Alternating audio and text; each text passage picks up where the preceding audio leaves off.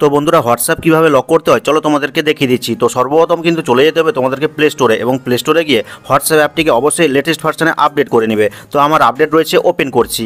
Open করার পরে কিন্তু এরকম ইন্টারফেস পেয়ে যাবে। তো দেখো কর্নারে একটা 3 ডট রয়েছে, এখানে ক্লিক করবে। ক্লিক করার পরে একদম নিচে দেখো সেটিংস অপশন রয়েছে, এখানে ক্লিক করবে। ক্লিক করলেই দেখো দ্বিতীয় নম্বরে একটা অপশন রয়েছে প্রাইভেসি নামে, এখানে ক্লিক করবে। আর ক্লিক করতে কিন্তু অনেকগুলো অপশন পেয়ে যাবে। কিছুটা নিচের দিকে যাবে, নিচের দিকে গেলে একটা অপশন পাবে যেখানে লেখা রয়েছে অ্যাপ লক। তো এখানে ক্লিক করবে। আর ক্লিক করতে দেখো একটা অপশন চলে এসেছে আনলক উইথ বায়োমেট্রিক। তো একটা বাটন রয়েছে, এই বাটনটাকে জাস্ট অন করে দিবে।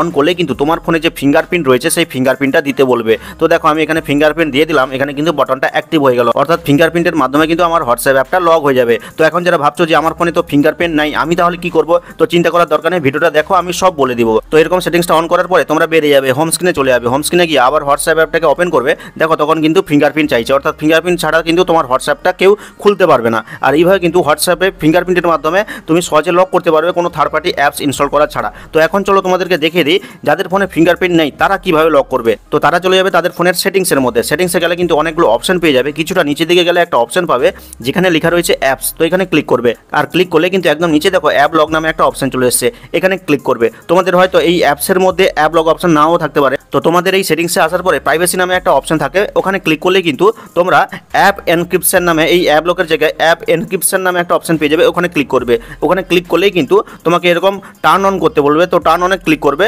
আর টার্ন অনে ক্লিক করার পরে কিন্তু তোমাকে একটা প্যাটার্ন সেট করতে বলবে। তো আমি এখানে একটা প্যাটার্ন দিয়ে দিচ্ছি। একটা প্যাটার্ন একবার দিলাম, আবার এটাকে কনফার্ম করার জন্য আবার এগেন দিতে বলছে। তো দিয়ে দিলাম, দিয়ে কি করবো, এই নেক্সট বাটনে ক্লিক করে দিব। আর ক্লিক করলেই দেখো এখানে কিন্তু এরকম অপশন এসছে not now sign in at. তো নট নাওতে ক্লিক করবে।